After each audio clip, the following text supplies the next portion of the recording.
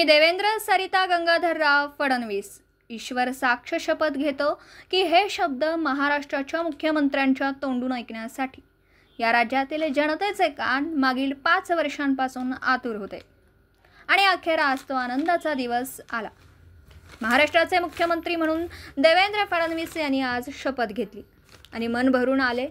आम्ही सर्वांसाठी अतिशय भावनिक, आनंदीय आणि विलक्षण समाधान देणारा हा क्षण आहे, असे ट्विट करत भाजपचे प्रदेशाध्यक्ष चंद्रशेखर बावनकुळे यांनी फडणवीस यांचं अभिनंदन केलं।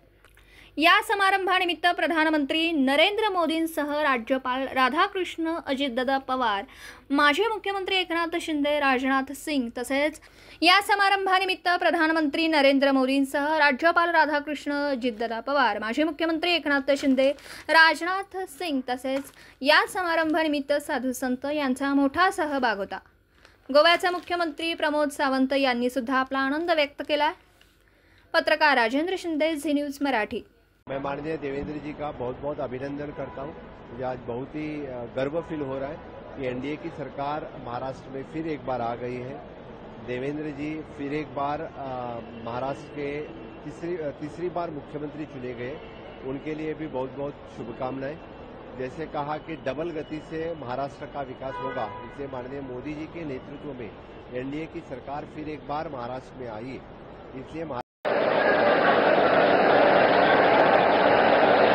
राज्याचे मुख्यमंत्री म्हणून शपथ घेतील श्री देवेंद्र सरिता गंगाधरराव फडणवीस।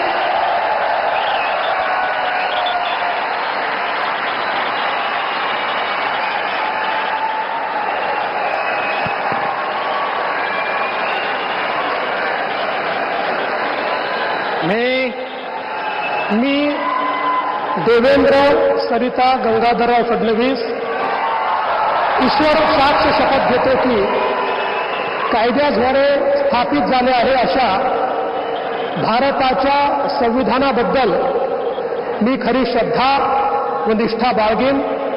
मी भारताची सार्वभौमता व एकात्मता उन्नत राखीन। मी महाराष्ट्र राज्याचा मुख्यमंत्री म्हणून माझी कामे निष्ठापूर्वक व सत्सद विवेक बुद्धीने पार पाडेल आणि संविधान व कायदा यानुसार सर्व तऱ्हेच्या लोकांना मी निर्भयपणे व निपक्षपातीपणे तसेच कोणाच्याही विषयी ममत्वभाव किंवा आकस न बाळगता न्याय वागणूक देईन।